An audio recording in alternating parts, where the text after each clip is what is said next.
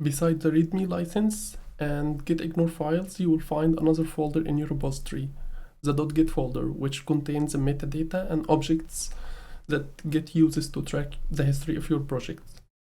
The .git folder is created in the root directory of your repository when you initialize or clone any Git repository. So when you open it, you will find first the head file, which is a reference to the current checked out commit or a branch.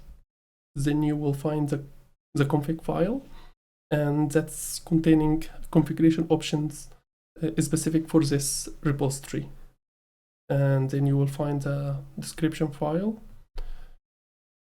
There is also the hooks folder, and this folder contains scripts that are invoked at a specific point in Git workflow, such as before you commit or before you push. I will create a separate video to talk about something called pre-commit hooks, and these hooks you can integrate into your repository to run tests as part of your commit.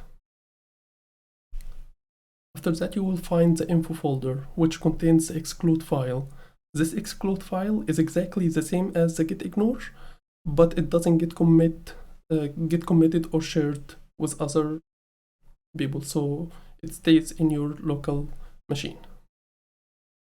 Then the objects folder, and this folder stores all the content of your repository, including files and commit objects, and it is divided into subdirectories using 2 character names.